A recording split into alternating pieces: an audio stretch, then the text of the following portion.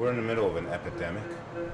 It's an epidemic because we have, in the communities that are in most need, there's a distrust for certain levels of authority. That's creating a panic within the community. It's also creating a panic within those levels of authority. And everybody from the community, from the police officers, government, are scrounging in opposite directions for remedies.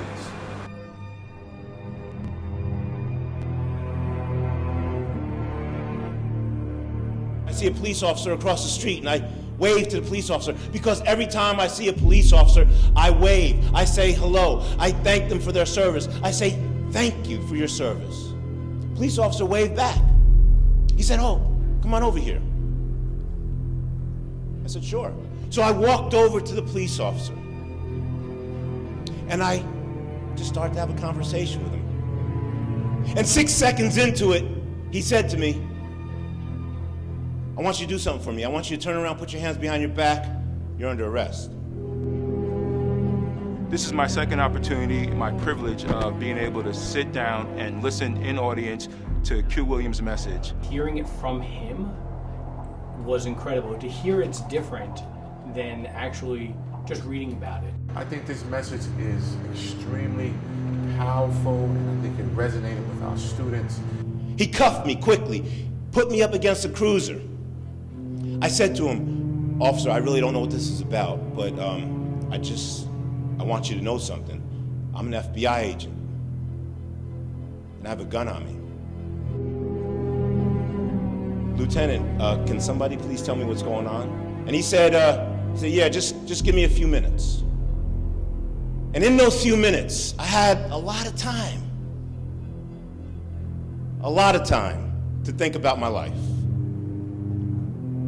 I sat there.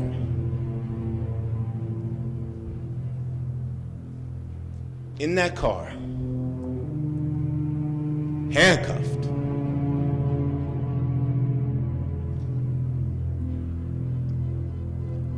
And I thought about my life. I wrote a book called How Not to Get Killed by the Police, and it's not a police bashing book.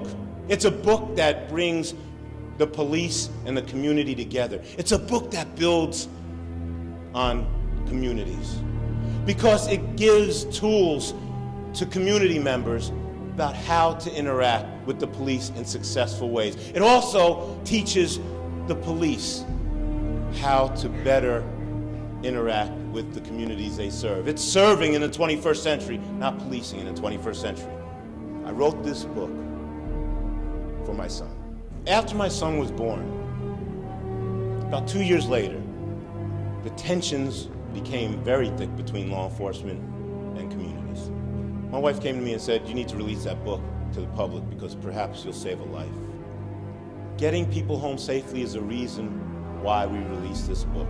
I just want you to know what I didn't know when I was your age. Nobody told me what to do when I was stopped by the police. So I'm telling you what to do when stopped by the police. We're trying to bridge the gap between the city's police officers and the community. It is much needed. This was the premier opportunity with somebody who has incredible credibility. These are survival skills. I myself has had interactions with law enforcement, and I wish I had this counsel as a young man growing up in New York City in the Bronx. This is about relationships. It's not about how not to get killed by the police. It's about how do you form relationships in life that keep you alive and allow you to thrive. Relationships will drive your destiny. They drove mine.